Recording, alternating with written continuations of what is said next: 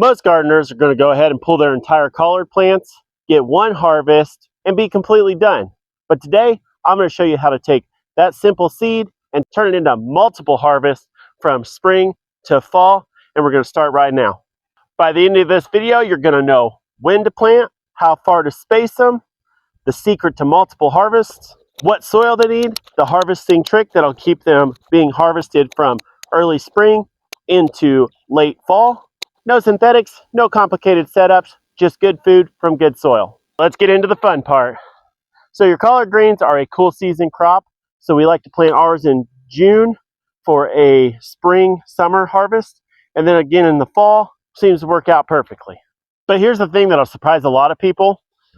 Collards are really tough. So if you actually have a shaded spot in your garden, you can plant them through there. You can actually push them through the hottest part of the year. So conveniently for us, this whole side of my garden is trees, which the sun rises over yonder, sets over there. So our garden is actually shaded from about, 3 o'clock in the afternoon through the rest of the day. So the hottest part of the day, our garden is about 10 to 20 degrees cooler. And when the first frost hits, that actually makes them sweeter because the cold turns the starches into sugars. And so instead of being a problem, it's actually an added benefit. So for zone 6B specifically, I count backwards from May 15th. Spring collards, I'm planting 4 weeks before that, somewhere in late April. For a fall harvest, I'm working backwards from October 15th, about 8 weeks. That puts us sometime in July. That's when I'm going to start starting seeds for my fall garden. And if you drop your zone or first or last frost date down in the comments below, I'll go ahead and help you nail down your timing to grow the best collards you can. Nothing glamorous. All collards aren't picky. They do like good soil, and this is where it matters. We use Fox Farm Happy Frog for pretty much everything. It's already going to have compost in it, so it's actually a living potting mix, and it's pretty fantastic for seed starting if you go ahead and run it through a mesh sifter. And you can add your own compost, leaf mulch, whatever garden gold you around into this mix.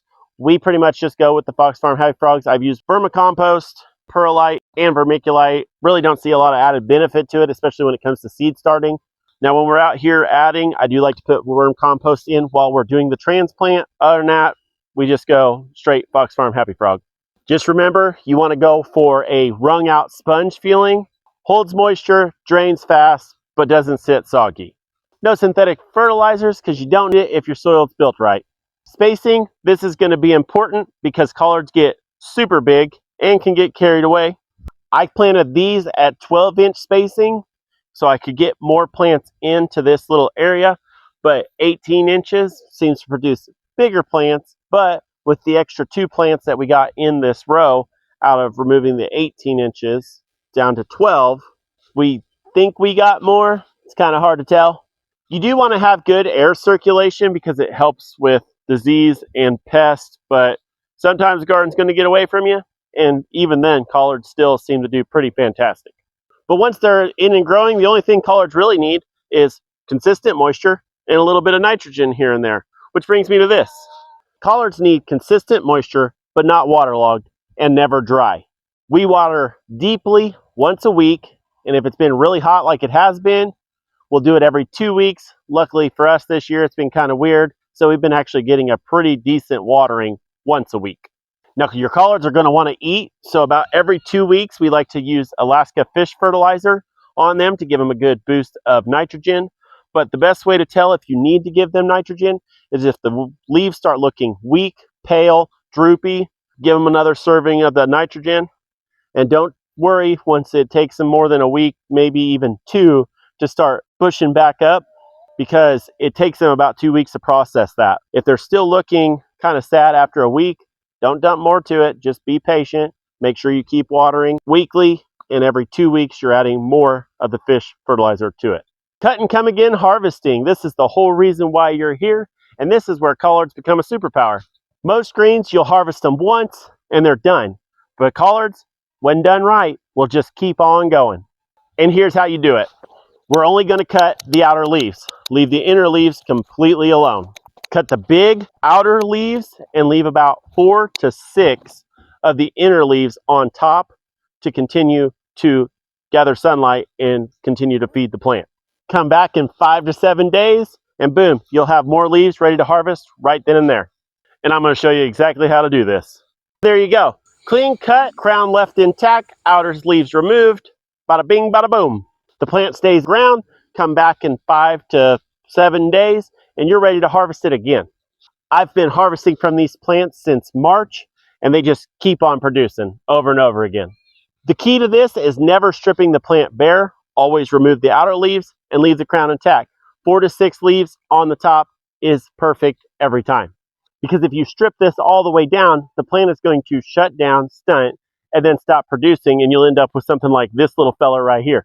And when does it stop? Well, allegedly they say it'll stop in November when the hard freeze hits.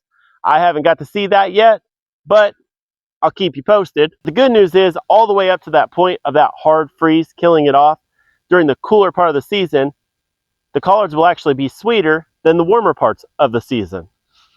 Added bonus. When we have a surplus of collards, we like to freeze them or can them. Blanch it, bag it, jar it, can it, whatever you want to do. It's outstanding. One more thing before we close. Collards are super hardy, but pests such as the cabbage worm and aphids really enjoy them. I've also noticed that flea beetles sometimes do, but that was before we put in the eggplants. So maybe just this was a second food source versus their favorite. But both are totally manageable through synthetic-free methods. It can be a little bit of a hassle, but I've got one little trick that really seems to help a lot. Cabbage worms, typically when it comes down to them, I just pick them off the plant, take them over to the chickens, give them a lovely snack, and then this is where the trick comes in handy, using BT. I will spray these down every couple of weeks. I don't like to do it consistently weekly. I like to wait and see if there's damage like they are now, then I'm going to spray. But if not, I try not to spray as much as physically possible. It's supposed to be safe for the beneficial insects, but better safe than sorry. And when it comes to aphids, I like to typically just spray them off with water because once it's later in the season, they can't fly or jump. So you just give them a little and they're done for. But I also will use, in a heavy infestation like I have on my okra right now, I will use neem oil to coat the plant to try to bring it back. There's a good possibility we're going to have to completely remove that plant, but it's okay because my okra is way overgrown together right now. The whole key to this entire system, without using synthetics, is staying on top of it. I check our garden at least once a week. I like to walk through before first thing when I show up and see if I can find any pest damage, or leftover remnants of plants that the pests have already chewed on. If you've been watching the channel for any amount of time, you know that I believe that I can do this entire 3,000 square foot garden with no synthetics, just good food from good soil. And collards are one of those crops that just prove it. I mean, we put these guys down and they have been just trucking since March. If this video helped you out, go ahead and check out the garden game plan playlist. We've been adding full grow outs to that every week, and we're starting to work on the 2027 garden game plan playlist because the 2027 garden starts in 2026. Go ahead and drop a comment down below to let me know what you're starting first. Is it collards, kale, whatever you want? Let me know because I read every single one of them. Carter's Gardens, we're growing clean, synthetic free, just good food from good soil, and I'll see you in the next one.